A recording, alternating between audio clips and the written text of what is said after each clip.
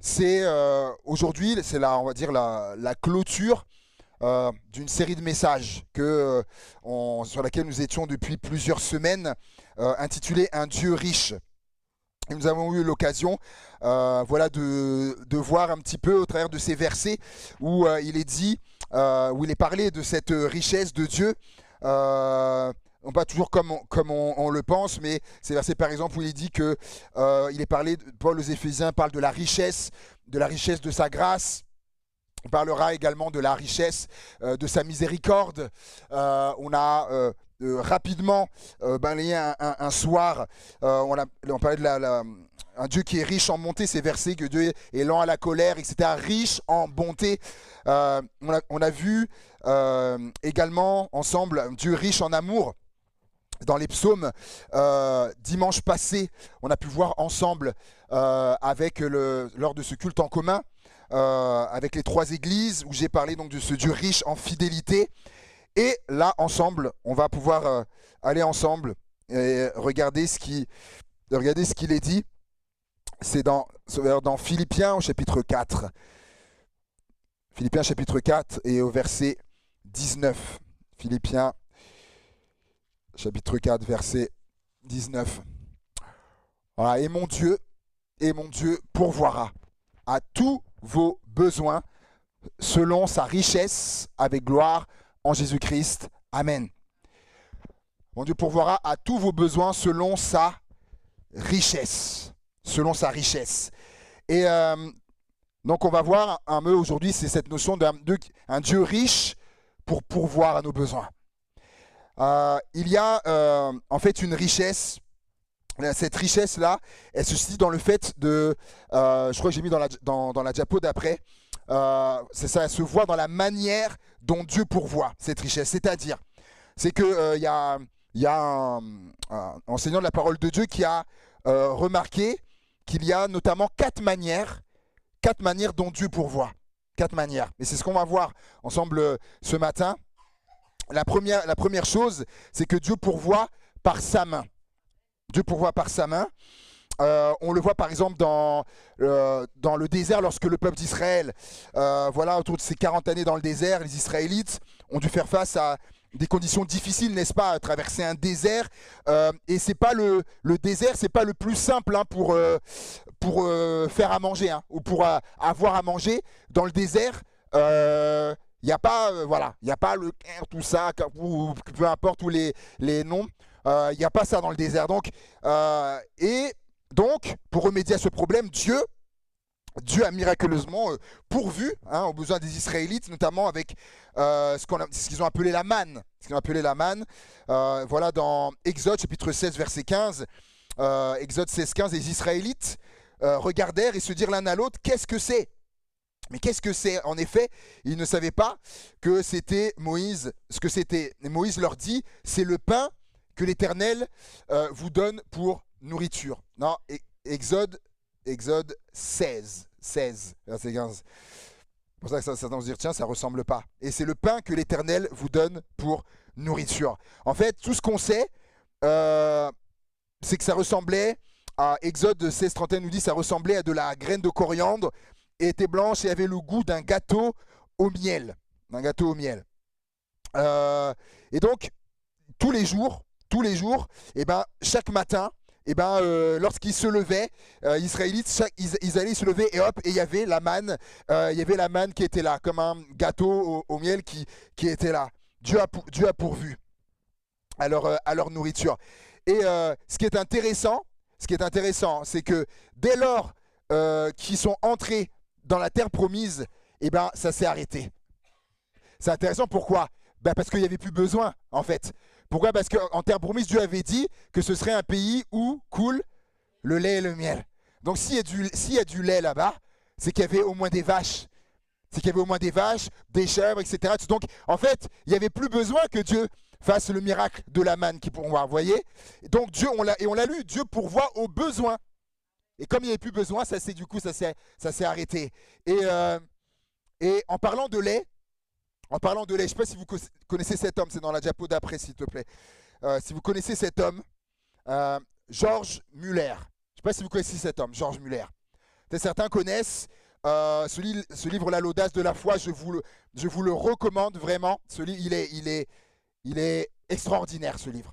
Je l'ai moi-même et du coup, en fait, c'est un homme d'une foi extraordinaire. En fait, il a fondé, il était dans les premiers à fonder des orphelinats et l'orphelinat dont il s'occupait a, a tellement grandi qu'il a eu à s'occuper jusqu'à 10 000 enfants. Je ne sais pas si vous réalisez là, jusqu'à 10 000 enfants, 10 000. Et bien sûr, il y avait une équipe, tout ça, mais quand même, c'était 10 000 enfants et à nourrir tous les jours. 10 000 enfants à nourrir tous les jours. Il était chrétien. Là, si tu comptes pas sur Dieu, là c'est compliqué. Hein. Et en fait, il raconte dans le livre, et cette histoire, elle est assez connue, ça se trouve certains la connaissent. Un matin, pareillement, vient l'heure du petit déjeuner, etc. Et voilà, donc vous imaginez des milliers d'enfants là qui viennent, etc. C'est l'heure du petit déj. Et en fait, on vient le voir et on lui dit qu'il n'y a plus de lait. On lui dit il y a plus de lait, il y a plus. Et je ne sais pas vous ce que vous auriez fait. Hein. On vous annonce ça. Et lui, il va dire mais on installe les enfants, etc. Ils se mettent à table. Non mais Georges, je crois que tu n'as pas compris en fait là. Il n'y a plus de lait. Installez les enfants. Installez les enfants. Dieu fera. Et lisez dans ce livre, vous pourrez voir, et il raconte comment vient le temps de la prière, et il rend grâce. Il rend grâce, Seigneur, merci. Parce que tu pourras nous dire merci pour ce que tu fais pour nous. Il n'y a pas de lait. Et Seigneur, il rend grâce, merci Seigneur. Amen. Au moment où il dit Amen, ça toque à la porte de l'orphelinat. Et là, il y a un monsieur qui est là. Et qui dit oui, je sais pas si vous auriez besoin. Il dit j'étais en train de passer devant le bâtiment et j'ai eu un incident où il y a ma roue qui s'est démise, qui s'est cassée et là j'allais pour approvisionner un endroit avec des laits, j'ai des fûts de lait, mais du coup c'est perdu, je peux pas aller là-bas. Est-ce que le lait ça vous intéresse? Waouh. Comment Dieu pourvoit. Je discutais avec le pasteur Mathieu, Mathieu, et il me disait que c'est son grand-père qui avait vécu ça. À un moment donné, ils avaient plus de, voilà, il y avait plus la nourriture, il y avait plus tout ça, et il était avec sa famille et apparemment il va dire mais on dit on va rendre grâce au Seigneur alors qu'ils n'avaient rien. Et c'est jeudi là qu'il me raconte ça. Et il me dit voilà, et son grand-père, donc à l'époque, il prie. Et là, pareil, du coup, à la porte, tac, je sais plus, ça toque ou ça sonne, je sais plus, qui va, et c'était la voisine qui était là, au colis de nourriture. Tenez-vous. Comment Dieu pourvoit par sa main. Et à un moment donné, les Israélites, ils vont en avoir marre de manger de la manne tout le temps. Et leur Dieu va changer, donc il va pourvoir avec des cailles, du coup. Il va envoyer des cailles, vous voulez de la viande. Ah ben, vous voulez, ben. Allez. Et ceux qui se rappellent de Élie, lorsqu'il va y avoir cette famine, Élie, Dieu va nourrir Élie avec des corbeaux, ceux qui connaissent l'histoire. Il dit, j'ai ordonné à des corbeaux de te nourrir. Les corbeaux arrivaient, le soir, ils apportaient la nourriture à Élie. Waouh, Dieu pourvoit par sa main. Et pour parler également du peuple d'Israël, l'eau du rocher, à un moment donné, ils ont soif, et Dieu va faire ce miracle avec de l'eau qui sort d'un rocher. Dieu qui pourvoit. Et toutes ces choses donc nous parlent d'une provision par la main de Dieu. Ça, c'est la première chose. La deuxième chose, comment Dieu pourvoit? Donc, il pourvoit par sa main. Deuxième chose, Dieu pourvoit par la main des hommes. Par la main des hommes. Si je reviens sur le témoignage, par exemple de Georges Muller ou du grand-père de pasteur Mathieu, on est d'accord que c'était l'intervention divine qui a été là. Mais c'est passé par quelqu'un, par cet homme qui conduisait le lait ou par la voisine qui est arrivée. On est d'accord. Et du coup, regardez ce qu'il est dit dans 1 Roi, au chapitre 17. 1 Roi, chapitre 17, verset 9.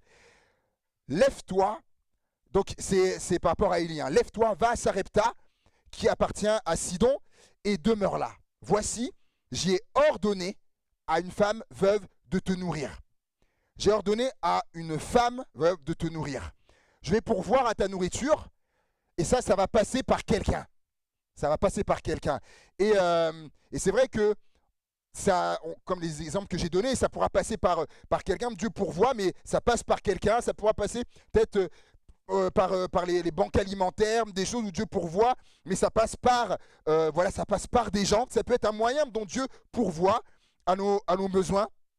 Et des fois, c'est le moyen qu'il utilise. Non, tu peux essayer sur celui d'avant, s'il te plaît. J'ai ordonné à une femme veuve. Je vais pourvoir à travers une femme. Moi, je l'ai vécu à travers mon activité à côté en tant qu'artiste là. Ça se rappelle quand je vous avais dit que l'année dernière, lorsque je lisais un texte dans Ézéchiel, vraiment le Seigneur m'avait parlé et me faisait comprendre que j'allais voyager. Donc c'était à peu près il y a un an de l'année dernière. Et ok, c'est dit prépare tes affaires, etc. Est-ce que tu vas partir? Ok, je comprends. Mais je dis Seigneur, ok, mais j'ai pas de sous. C'est-à-dire j'ai pas de sous. Comment tu as fermé ça? Le Seigneur, il sait. Et il y a une chrétienne. Parce que du coup, j'avais l'opportunité du coup donc d'aller aux États-Unis et là, il y a une chrétienne d'une église que je connais qui me dit David, elle me dit j'ai à cœur, de te soutenir par rapport à un projet que tu aurais. Ah bon, oui, j'ai à cœur, c'est là de te soutenir. Donc qu'est-ce que ça peut être? Et à ce moment-là, il y avait différentes choses et je savais pas trop. Elle a dit mais prie. Elle me dit prie et par la suite tu me diras ce qu'il en est. Et c'est ce que j'ai fait. Et dans mon cœur, ce qui venait, c'était par rapport à cette opportunité pour aller à Miami en Floride. Et je lui en parle et elle me dit d'accord. Elle me dit il n'y a pas de souci. Donc elle me dit sache que je prends en main ça. Elle dit je paye tout. Elle dit je payerai tout, ton voyage, tout ce qui a trait à ton voyage. Voilà, je prendrai tout en charge, billets là-bas, nourriture, tout. Oh, j'étais là. Seigneur. Et le plus, c'est qu'à un moment donné, quand elle me dit, du coup, elle dit, mais c'est quoi la somme? Elle me dit quoi? Elle me laisse le choix sur le... Non. Et en fait, j'avais fait un calcul. J'avais fait les calculs pour voir en gros à combien ça reviendrait. Et je lui dis, j'ai vu un peu et ce serait en tout cas les besoins tout complets, ce serait 2000 euros. Elle me dit c'est drôle. Elle dit c'est le montant que je voulais te virer. Et c'est ce qu'elle a fait. C'est comme ça que je suis parti en janvier là à Mimi. Dieu a pourvu. J'avais pas les sous, mais j'aimerais dire à quelqu'un, parce que j'ai appris à l'école biblique, que ces phrases qui m'a marqué du pasteur Cal qui est décédé, qui a dit lorsque Dieu a un projet pour toi, lorsqu'il a un projet, il en a le budget aussi. Et quand Dieu a une vision à travers laquelle il veut se servir de toi, peu importe, quand il a une vision, il en a aussi la provision aussi qui va avec. Et ça, je l'ai vérifié, mais tellement de fois. Philippiens 4, 18 nous dit ceci. J'ai tout reçu. C'est Paul qui parle. Il dit j'ai tout reçu et je suis même dans l'abondance. J'ai été comblé de biens en recevant par Épaphrodite ce qui vient de vous. Il parle donc aux chrétiens de la ville de Philippe, comme un parfum de bonne odeur, un sacrifice que Dieu accepte et qui lui est agréable. Il parle de quoi là? Et bien là, Paul, il parle de sous. Il parle de sous en fait, qu'à un moment donné, il a été dans le besoin et en fait, ces besoins ont été pourvus à travers les dons des chrétiens de l'église de Philippe et que Épaphrodite qui était le mandataire pour aller et pour lui apporter ça. En fait, Dieu a pourvu, vous avez vu, c'est passé par les hommes. C'est passé par les hommes.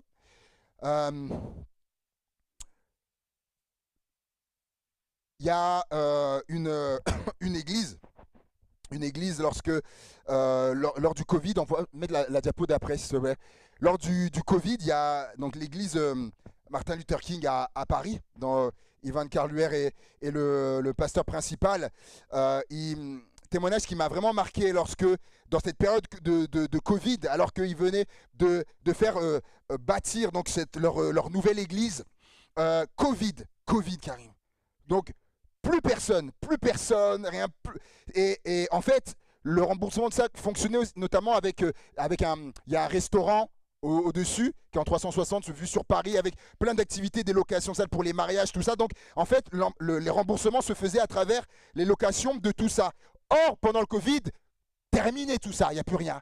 Et à un moment donné, donc le déficit commence à se creuser, et oui, de mois en mois, et là on est dans d'autres montants, hein. Et là, à un moment donné, ils arrivent à un déficit, un débit de 300 000 euros.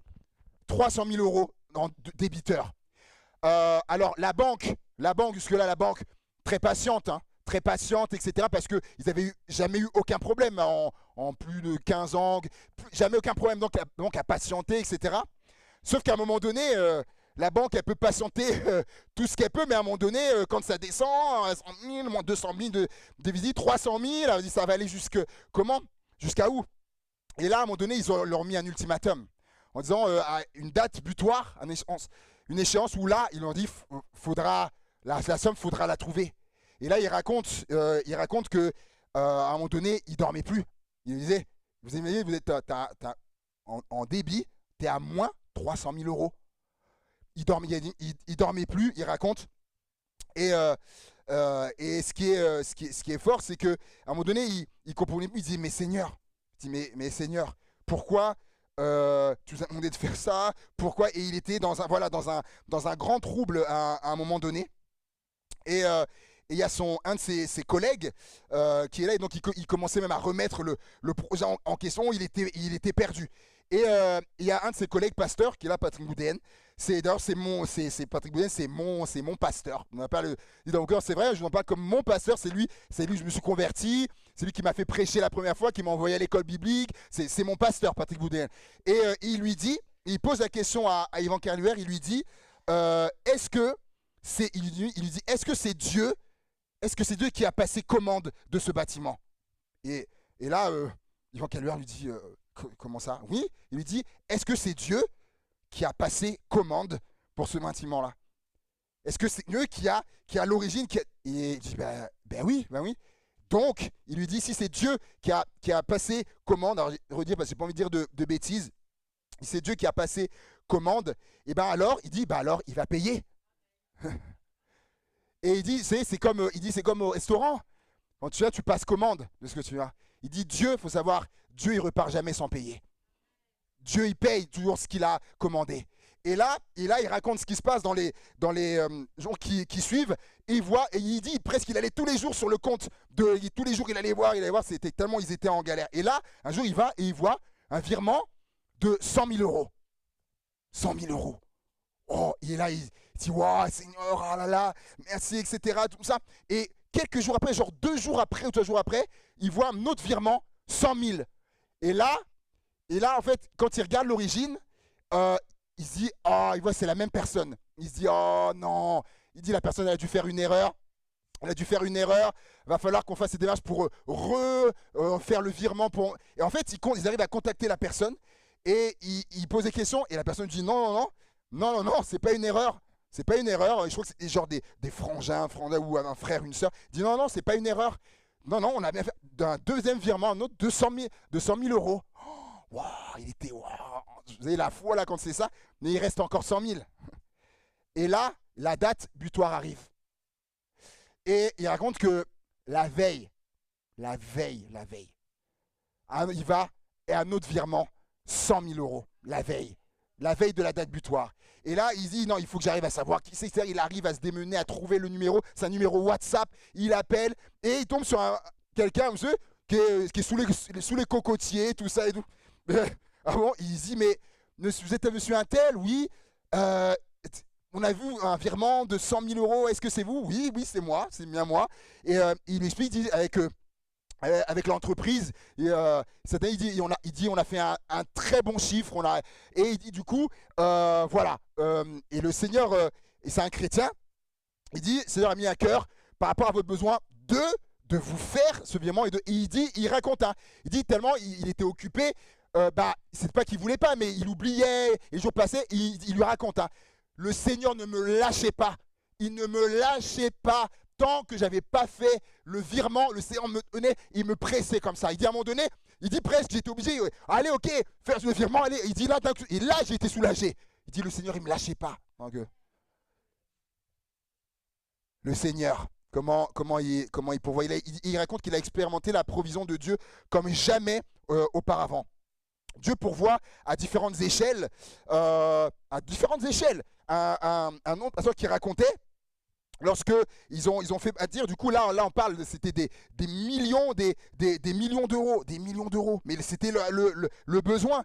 Et ben Dieu a fait avec notamment une chance qui ont donné des millions, et même il raconte même un qui disait, ça c'est un autre pasteur hein, qui raconte, la personne disait, oh, mais oh, vous prendrez le temps pour nous rembourser, etc. Tout ça, bref.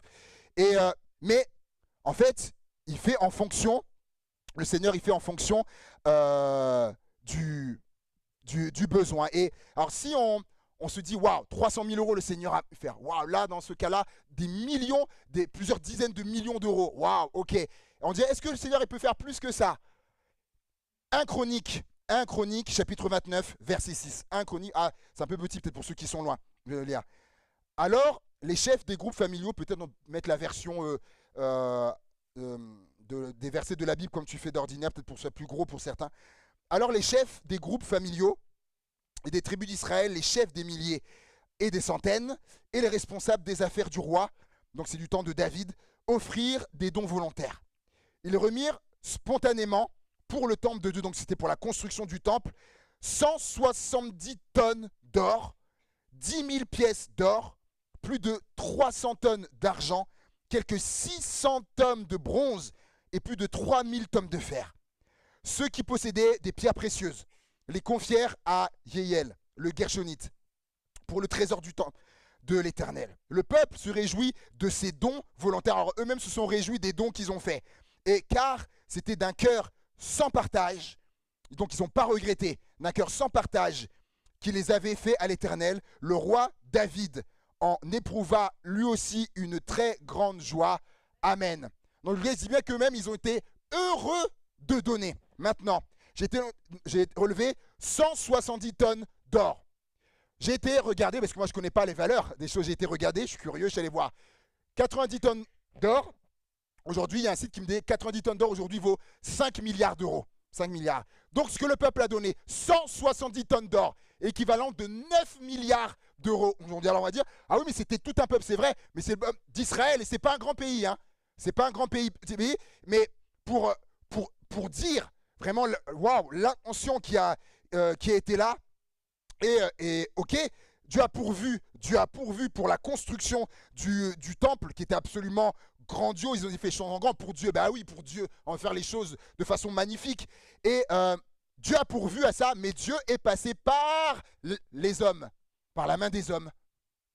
Et Dieu pourvoit à la mesure du besoin. À la mesure du besoin. Nous ici, par exemple, voilà, nous ici, si on a un besoin, par exemple, en ce moment, c'est par rapport au toit, voilà, autour des 26 000 euros, et c'est le besoin. Nous, en fait, à ce jour, on n'a pas besoin de millions d'euros. Ben non, donc Dieu ne va pas pourvoir pour des millions d'euros, on n'a pas besoin, c'est au besoin que Dieu pourvoit. Il faut toujours se rappeler ça. Et mais j'aimerais dire aussi que la provision de Dieu, ce n'est pas que des sous. La provision de Dieu, c'est pas que des sous. C'est pas que des billets, etc. Est-ce que tu as réussi pour la vidéo ou pas? On va en mettre juste une vidéo et puis après je vais inviter quelqu'un après. Pour vous raconter que la provision de Dieu, ce n'est pas que des sous. Juste voir une vidéo rapide. Peut-être que ça va vous rappeler quelque chose. Peut-être. On va faire attention au son. Au son peut-être pas trop fort. Allez.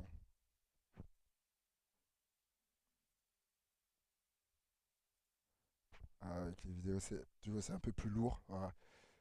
Donc, des pluies diluviennes se sont abattues sur Givors. Vous vous rappelez de ça? Zone commerciale entièrement sous les eaux. Là, il y avait des caissières, elles avaient de l'eau jusqu'à la taille. Jusqu'à la taille. Jamais ils avaient vu ça comme ça. Hmm. Ah.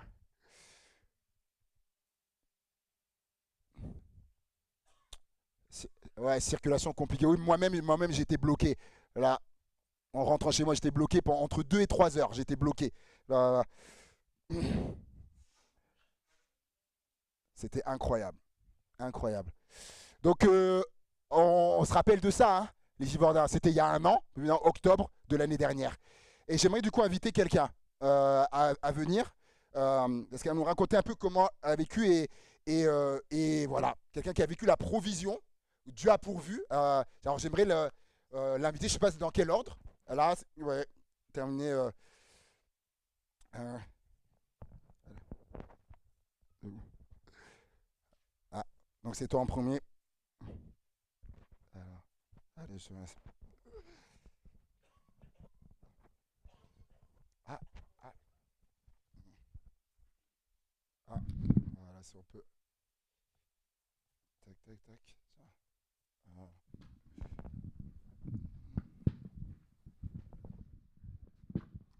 Bonjour tout le monde. Excusez-moi d'abord parce que je vais trembler sûrement, parce que j'ai pas l'habitude de parler devant tout le monde.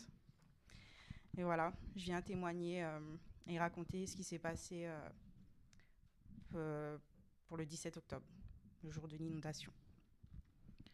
Tout d'abord, j'aimerais raconter comment j'ai rencontré cette maman qui s'appelle Ninon.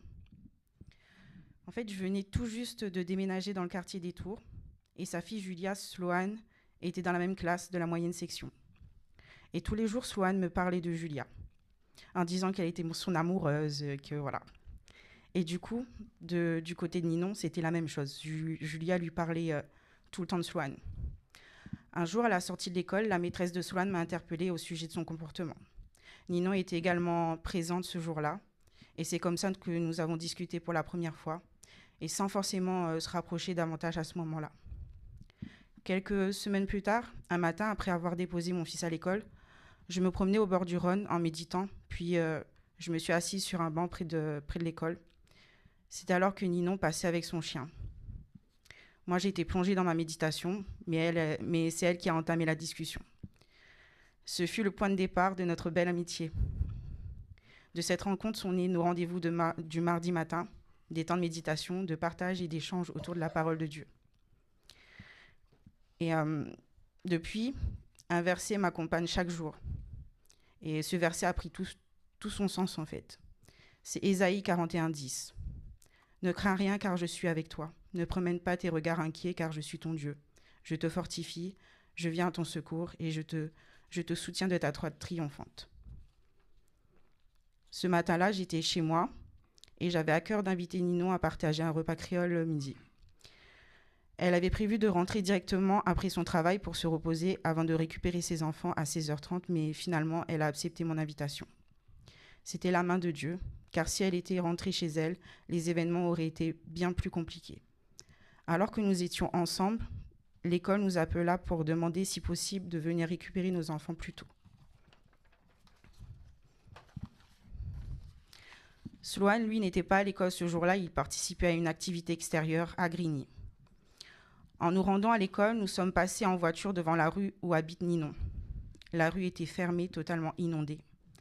C'était à ce moment-là qu'elle réalisa qu'elle n'avait plus accès à la maison, qu'elle était coupée de son domicile et de toutes ses affaires. En arrivant à l'école, la directrice confirma la gravité de la situation. Ninon, désemparée, me demandait « Je vais récupérer mes enfants, mais pour aller où? Je n'ai plus de chez moi. » La directrice la rassura en expliquant que les enfants étaient encore en sécurité à l'école et que si la situation évoluait, des dispositions seraient prises. Ninon décida donc de laisser ses enfants en sécurité pour avoir le temps d'appeler l'assurance et réfléchir à une solution. Lorsqu'elle est revenue vers la voiture, la parole de Dieu de nouveau a résonné dans mon cœur. « Je suis avec toi. » Alors qu'elle ne savait pas où aller, je lui ai simplement dit « Je suis là, même si je n'ai pas grand-chose, ma maison t'est ouverte. Tu peux venir chez moi avec tes enfants le temps qu'il faudra, jusqu'à ce que tu puisses retourner chez toi. » Et Là, un autre verset a pris aussi tout son sens. C'est Ésaïe 43, 2. Si tu traverses les eaux, je serai avec toi. Et les fleuves, ils ne te submergeront point. Si tu marches dans le feu, tu ne te brûleras pas. Et la flamme ne t'embrasera pas. Ce jour-là, j'ai vu l'obéissance et l'hospitalité prendre vie dans ma marche avec Dieu. Le verset 1 Pierre 4, verset 9. Exercez l'hospitalité les uns envers les autres, sans murmure. Le Seigneur a utilisé un simple repas partagé pour placer Ninon au bon endroit au bon moment. Et nous rappeler que sa parole est vérité et qu'il est fidèle pour nous secourir. Ce jour-là, Sloane n'était pas à l'école entre midi et 2 et la structure l'avait pris en charge. La structure qu'il avait pris en charge m'a appelé en me proposant deux solutions, soit le récupérer rapidement sur le parking de Lidl de Grigny, soit le laisser avec eux jusqu'à ce que la circulation soit rétablie à Givors. Sans hésiter, j'ai eu à cœur d'aller chercher mon fils au plus vite. Ninon me rapprocha le plus possible de la route principale, Jean Ligonnet, et gara sa voiture sur le parking du restaurant Le Mistral. Car à l'intersection des Vernes, près du Palais des Sports de Grigny, l'eau ruisselait avec force. Une partie de la route était totalement submergée. De là, je décidai de continuer à pied pour rejoindre Sloane au Lidl. La première partie du chemin était encore praticable, mais bientôt il fallait traverser une zone envahie par des eaux profondes et un courant puissant. Je me suis engagée sans crainte, avec la conviction ferme que Dieu était avec moi. Devant moi, certaines personnes peinaient à se tenir debout, tant que le courant était déstabilisant. Mais moi, je n'étais pas ébranlée. Je me suis sentie portée par le Seigneur. L'eau m'arrivait presque aux genoux, mais je marchais avec assurance, soutenue par sa main puissante. En sortant des eaux, j'ai retrouvé Sloane. Il était paniqué en voyant la force du courant. Et de loin, il avait vu l'eau s'engouffrer et, avec des larmes dans les yeux, il me dit « Maman, on va mourir. L'eau va nous emporter, on ne pourra pas passer. » Alors je l'ai pris dans mes bras et je lui ai rassuré. J'ai dit « Non, mon fils, ne crains rien, monte sur mon dos. Si maman a pu venir jusqu'à toi, en traversant ces eaux, le Seigneur nous aidera à repartir.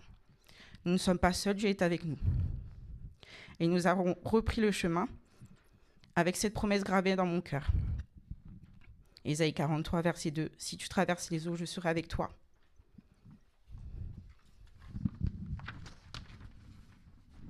En sortant des eaux, je reposais Sloane sur le sol et je le regarde dans les yeux et je lui dis avec douceur « C'est fini mon fils, tout va bien, on va retrouver Tati, nous maintenant. » Ces paroles les rassurèrent.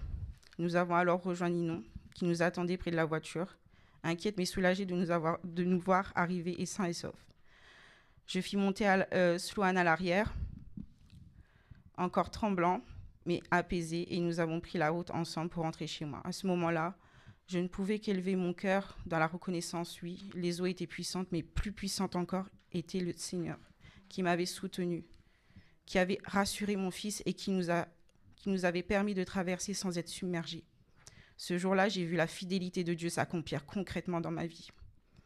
Psaume 18, verset 2. « L'Éternel est mon rocher, ma forteresse, mon libérateur, mon Dieu, mon rocher où je trouve un abri, mon bouclier, la force qui me sauve,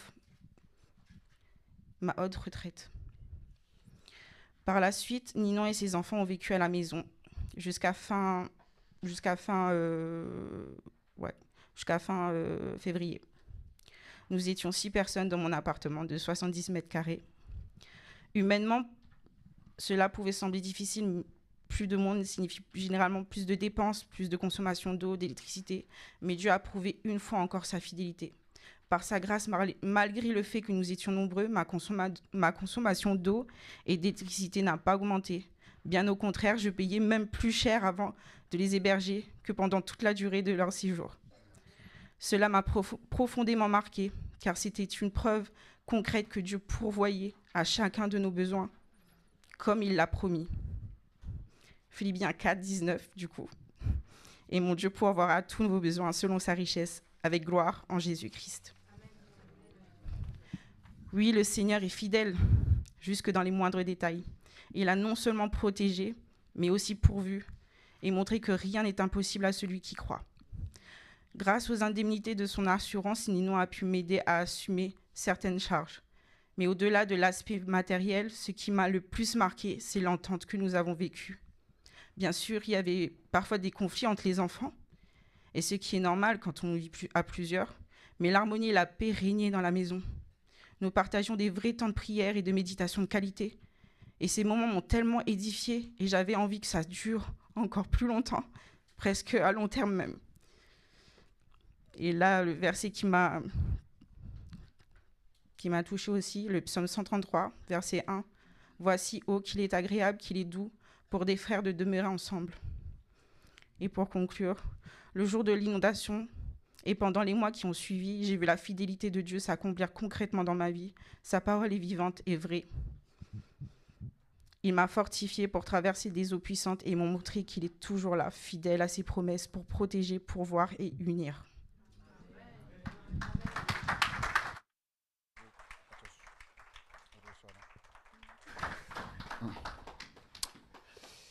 Alléluia. Oui, je vais venir pour avoir du coup ton berceau et ton regard aussi à toi qui a voilà, vécu de plein fouet, si je puis dire ça. Tu veux venir là? Tu veux venir? Voilà. Bonjour à tous. Donc, je m'appelle Ninon et je suis l'amie de la fille préférée de Dieu. Je voudrais tout simplement, je vais être très courte, je voudrais juste ajouter quelque chose dans ce témoignage parce qu'elle omet certains détails qui quand même, pour moi, je pense que ça compte. J'ai 4 enfants que j'élève seule et une grande donc en garde alternée et 3 petits, 9 ans et 2 fois 7 ans. C'est important l'âge des enfants parce que ça court. Ça court. Alors dans une maison, ça peut être bien. Au 10e étage d'un appartement, quand on a des relations sereines avec ses voisins, ça peut être compliqué. Et c'est de ça qu'elle est partie et qu'elle a juste ouvert son cœur.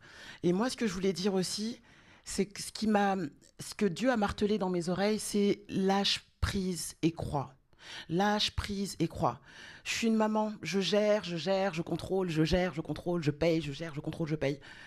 Ce jour-là, Dieu m'a dit, lâche prise et crois. Je revenais du travail, il était midi, je suis arrivée sur Givors, il devait être 13h30, c'était compliqué d'accéder à Givors. Et finalement, lâche prise et crois. Et je vois Cynthia me dit non mais t'inquiète, on va aller chercher les enfants, t'inquiète.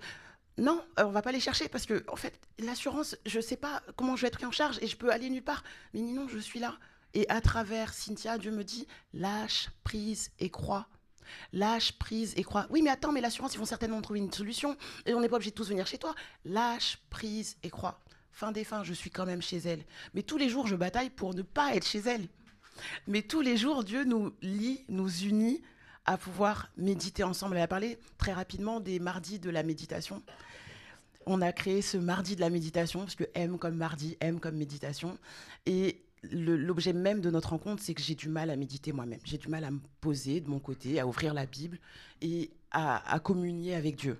Et quand je la croise sur le chemin de l'école et qu'elle me dit qu'elle médite, tu médites, mais tu arrives à méditer, mais comment tu fais? Et de là, on instaure ce mardi de la méditation. Un mardi de la méditation me nourrit. La méditation, c'est jour et nuit. C'est Josué 1,8, si je ne dis pas de bêtises. Médite cette parole jour et nuit. Et c'est littéralement ce qu'on a fait. Et c'est littéralement ce qui nous a fait tenir. Parce que dans toutes ces séances de méditation, on avait le mot qu'il fallait pour tenir cette journée, le mot qu'il fallait pour tenir cette semaine, le mot qu'il fallait pour nous encourager à continuer d'aller de l'avant, à continuer de lâcher prise et de croire. Merci. Amen, gloire à Dieu, amen, gloire à Dieu. Merci Seigneur. Merci Seigneur. C'est pour ça que je vous dis que la provision de Dieu, elle est là la richesse en fait. C'est qu'il y a plein d'aspects, il y a plein. Et que dire, comment Dieu peut pourvoir aussi par la main des hommes. C'est la sœur de ma femme, à un moment donné avec son mari, leur voiture.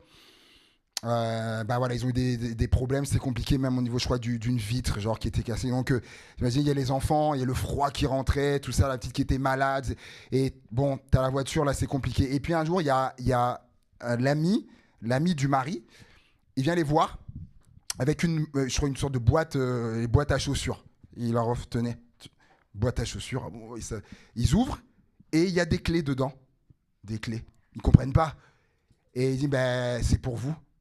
Ils disent mais comment ça pour nous? Oui, il dit moi j'avais 2 voitures là et regardez bien, il dit moi j'ai 2 voitures et puis j'ai eu à cœur que non, une voiture, il dit, je crois, mais il devait la vendre ou un truc comme ça. Il a eu un cœur, mais tu vas la vendre. Il y a ton ami, là, il n'a pas de voiture. Et son ami, il n'est pas chrétien. Il dit, j'ai eu à cœur. Il y a quelqu'un qui me disait, ta voiture, c'est pour Dieu, pour voir comme il veut. Pour voir comme il veut le Seigneur. Et on arrive à la fin. Et le troisième point, donc Dieu pourvoit par sa main. Dieu pourvoit par la main des hommes. Dieu peut pourvoir par la main de nos ennemis. Exode 12, 35. Est-ce que vous connaissez ce texte d'Exode 12, 35? Ah, il faut le connaître. Il faut le connaître. Exode 12, 35, où il est dit, les enfants d'Israël firent ce que Moïse avait dit, et ils demandèrent aux Égyptiens des vases d'argent, des vases d'or et des vêtements. L'Éternel fit trouver grâce au peuple aux yeux des Égyptiens qui se rendirent à leur demande. Donc ils se sont exécutés et ils dépouillèrent les Égyptiens qui étaient leurs ennemis depuis 400 ans, maltraités par eux. Et Dieu a dit, du coup, ils sont repartis. Du coup, avec l'or, Dieu a pourvu à leurs besoins par la main, et c'est leurs propres ennemis. Je rebascule avec celui-là. Leurs propres ennemis qui leur ont donné en main propre leur or. Vous imaginez ça quand même? Leur or.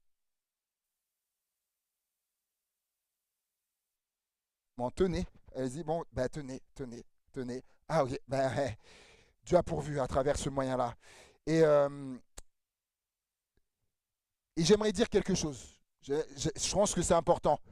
Dieu a pourvu avec l'or, donc l'or des Égyptiens. Ils ont donné aux Israélites. Mais est-ce que vous vous rappelez ce que les Israélites ils ont fait avec cet or? Ils ont fait un veau d'or. On peut mal utiliser ce que Dieu nous a donné en provision. Il y a un pasteur qui racontait, il faut faire très attention.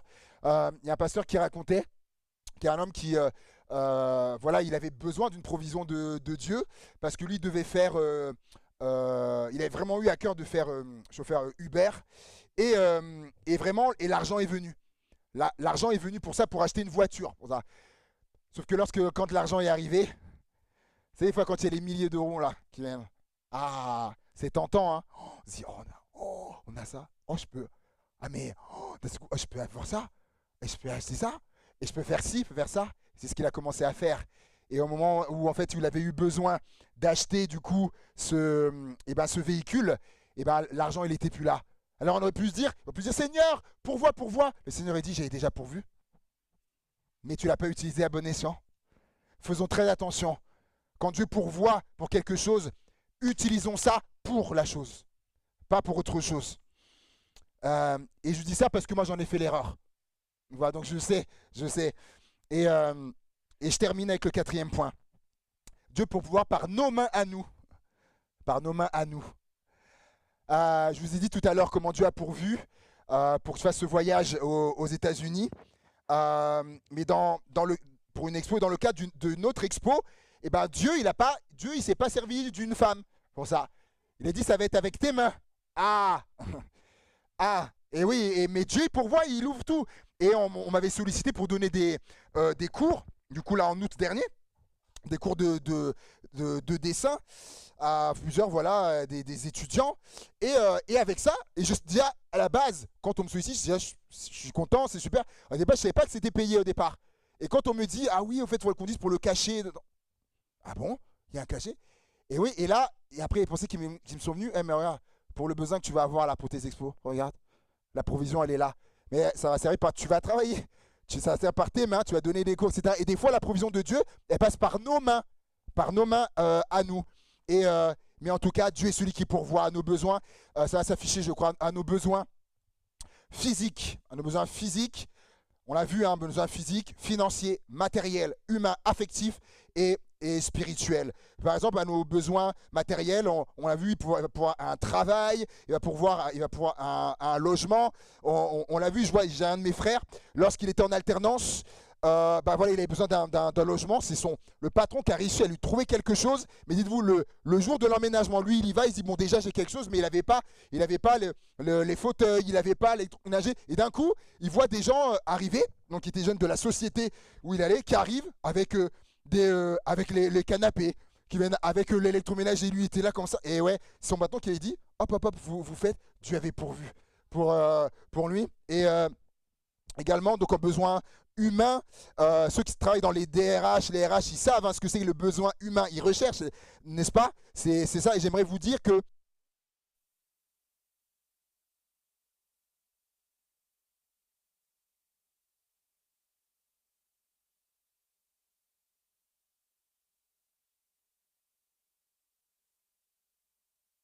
Dieu... Ah, c'est vrai? Plus de pile? Dieu... J'ai envie de dire que Dieu, eh ben Dieu, lui, c'est notre grand DRH. Dieu, c'est le grand DRH. Et quelqu'un pourra retenir ça. Dieu, c'est le grand DRH. Et pour l'église de Givors, vous étiez là à prier, à demander. C'est ce que j'ai appris. Il n'y avait pas de pasteur. Il n'y avait pas de pasteur. Dieu a pourvu. Dieu a pourvu. Il avait besoin humain. Il pourvoit le Seigneur. On avait notre cher pianiste, Priscilla, qui est parti à Andrézieux, plus de pianiste. Et puis quelques temps, plus tard, on voit arriver un jeune homme, un grand gaillard, du nom de Pierre-Élie. Et après, il joue 4 instruments, plein de guitare, etc. Et dont le piano. Oh, tiens, c'est le hasard ou non, c'est Dieu qui pourvoit. Dieu qui pourvoit. Amen. Et je termine du coup avec cet aspect, avec l'aspect affectif et spirituel. Il donne une famille à ceux qui n'en ont pas. Combien de gens ont dit à l'église, j'ai trouvé une famille, des frères, des sœurs, des gens qui n'avaient pas de frères et de sœurs dans la vie. Non. Et là, ils ont trouvé des frères et des sœurs, où certains ont manqué de l'amour d'un père. Et ils ont trouvé en Dieu l'amour qu'ils n'ont pas eu. Dieu a pourvu donc à cet amour. Mais aussi avec quelqu'un qui, des fois, a fait office, a joué le rôle d'un père ou le rôle d'une mère. Est-ce qu'on peut lire ensemble Jean 19, verset 26 ? Jean 19, verset 26, c'est magnifique. Ce passage est magnifique de Jésus. Il est à la croix. Jésus est à la croix. Et Jésus, même encore à la croix, il va encore pourvoir à la croix. Jésus, voyant sa mère et auprès d'elle le disciple qu'il aimait, donc c'est Jean, dit à sa mère, femme, voilà ton fils. Puis il dit au disciple, voilà ta mère. Et dès ce moment-là, le disciple l'a pris chez lui. Alors, il faut comprendre ce qui se passe là. Jésus est là à la croix, sa maman, elle perd son fils. Il est là, elle perd un fils et il lui dit, tu vas avoir un nouveau fils. Jean, il pourvoit, tu vas avoir un nouveau fils. Et lui, qui avait besoin d'être consolé, qui n'est qu'une maman pour consoler, il avait besoin, Jean, voilà ta mère. Encore à la croix, Jésus est en train de pourvoir. Besoin affectif et spirituel. Vous savez, où est-ce qu'elle est la première mention dans la Bible de la provision de Dieu, où il est dit que le mot pourvoir, est-ce que vous savez, c'est où la première mention de ça? Dans Genèse 22, verset 7. On va lire ensemble et c'est ma conclusion. Genèse 22, verset 7. Genèse 22, verset 7. Alors Isaac, parlant à Abraham, son père dit, mon père, et il répondit, me voici mon fils. Isaac reprit, voici le feu et le bois, mais où est l'agneau pour l'holocauste? Abraham répondit, mon Dieu se pourvoira. C'est la première fois qu'il est fait mention de, donc il va girer.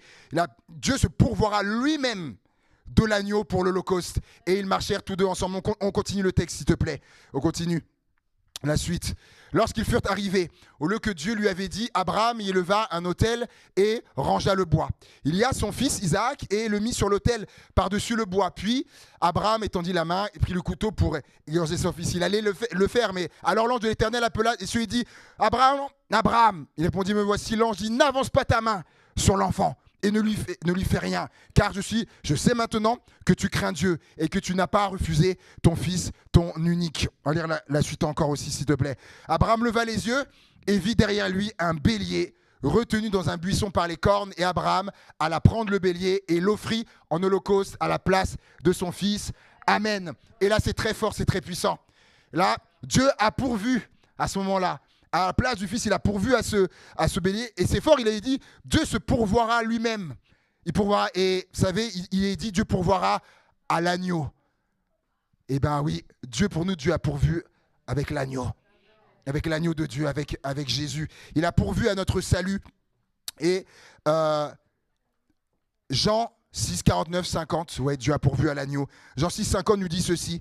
Vos ancêtres ont mangé, derrière pour vos ancêtres, ont mangé la manne dans le désert et sont morts. Donc ça, c'était un besoin temporaire qu'ils avaient.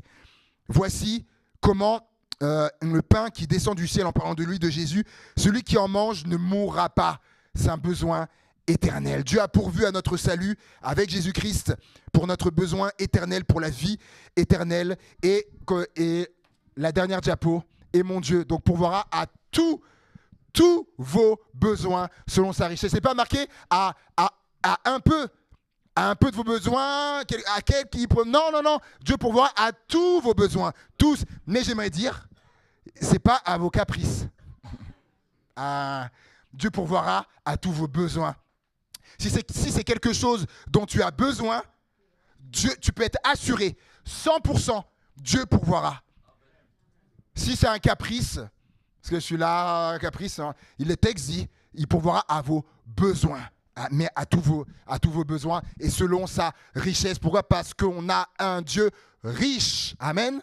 Amen. Alléluia. Seigneur, on te prie, Seigneur, et on te remercie pour ta parole, qui est la vérité, ta parole qui nous enseigne, qui nous montre le chemin, qui nous rassure, qui nous réconforte, qui nous console. Alléluia, qui nous instruit également, qui nous édifie, nous fait grandir et nous fait aller plus loin, Seigneur mon Dieu. Et toi, peut-être ce matin, Seigneur, peut-être quelqu'un, cela est là et il y a un besoin au niveau d'une provision et qui a besoin, j'aimerais t'inviter, on a les yeux fermés, j'aimerais t'inviter à ta place. Si tu as besoin, peu importe le domaine, on a vu, tous les domaines que ça balaye, tu as besoin de la provision de Dieu. Quel que soit le domaine, j'aimerais t'inviter à te lever. À ta place, qu'on puisse prier pour toi. Si tu as besoin, lève-toi, que ce soit un besoin, on l'a vu, physique, matériel, affectif, spirituel, humain, peu importe, lève-toi à ta place. On va prier le Seigneur. Le Seigneur connaît ton besoin. Il connaît ton besoin, il le sait, il le voit. Et il fera en son temps. Peut-être tu te dis, mais Seigneur, mais il n'y a pas encore eu, c'est pas encore là. Peut-être parce que c'est pas encore le temps. Dieu, la Bible dit, il fait toutes choses belles en son temps. Il y a son temps, mais son temps, il vient et il va pourvoir. Il sait que c'est un besoin que tu as. Sois assuré vraiment, il va le faire. Il pourvoira. Seigneur, tu vois les bien-aimés qui se sont levés, qui ont besoin, Seigneur, de toi dans un domaine particulier que tu connais, Seigneur. Je te prie, viens les toucher, Seigneur. Viens les toucher, Seigneur mon Dieu, par ta main, Seigneur. Alléluia, Seigneur mon Dieu. Et viens faire dans leur vie ce que toi tu as prévu. Aide-les peut-être pour quelqu'un à patienter. Tu le touches, aide-le à patienter, Seigneur. À attendre le temps où tu vas pourvoir. Parce que tu vas le faire, Seigneur, c'est sûr. Peut-être pour quelqu'un, Seigneur mon Dieu, viens le toucher parce que peut-être cette personne, c'est... cette personne que tu mandates, pour pourvoir, peut-être pour agir, pour faire un pas de foi. Cette personne doit se mettre en mouvement et peut-être cette personne n'y arrivait pas, viens la toucher pour l'aider à faire ça, Seigneur mon Dieu. Peut-être tu lui as dit tu vas pourvoir, mais je vais pourvoir à travers tes mains, à travers toi, Seigneur. Merci encore pour ce que tu vas faire, Jésus. Et on appelle, mon Dieu, cette provision, Seigneur mon Dieu, qui est en toi. Tout est en toi, Seigneur mon Dieu. Cette provision puisse arriver et venir dans leur vie, Père. Et ainsi, ils te glorifieront, Père, dans le nom puissant de Jésus-Christ. Et peut-être là encore, ce sera encore des témoignages, mon Dieu, à rendre. Merci d'avance pour ce que tu vas faire, Père, pour la provision, mon Dieu, qui va se manifester dans leur vie au nom de Jésus. Amen. Amen. Amen. Amen. Que le nom du Seigneur soit béni. Alléluia. Merci Seigneur. On a le Dieu qui pourvoit. Dieu riche pour pouvoir.